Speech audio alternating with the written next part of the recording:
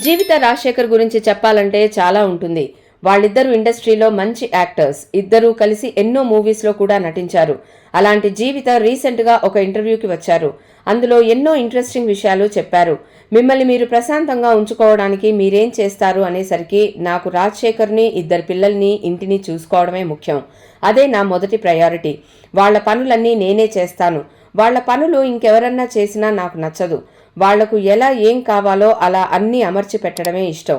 వాళ్లకు టైం ఇచ్చిన తర్వాత ఇంకా టైం మిగిలితే ఇంకేమన్నా పనులు చేస్తానేమో కానీ వాళ్లే నాకు ముఖ్యం. నాకు గర్ల్ గ్యాంగ్ అని కానీ ఫ్రెండ్స్ అని కానీ ఎవరూ లేరు. నేను బయటకు వెళ్లేదే చాలా తక్కువ. చుట్టాల వాళ్ళ ఇళ్లకు కూడా వెళ్ళను. స్కూల్లో చదువుకునేటప్పుడు ఒక 6-7 ఫ్రెండ్స్ ఉండేవారు.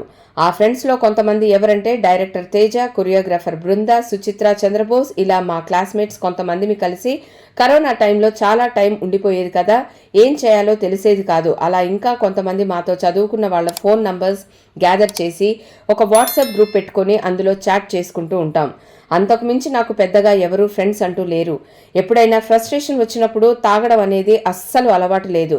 అయితే ఎవరైనా వచ్చి ఆడపిల్ల తాగొచ్చా అంటే ప్రశ్నిస్తే మాత్రం నేను ముందు వెళ్ళి ఎందుకు తాగకూడదు అని నిలదీస్తా. తాగడానికి ఆడ మగ తేడా ఏమిటి? ఎవరి లిమిట్స్ వాళ్లకు ఉన్నప్పుడు తాగితే తప్పేంటి? ప్రతిదానికి కొన్ని ఎథిక్స్, కొన్ని పద్ధతులు ఉన్నాయి. ఎవరైనా సరే మర్యాదను కాపాడుకునే విధంగా ప్రవర్తిస్తే చాలు అంటూ ఎన్నో విషయాలను చెప్పింది.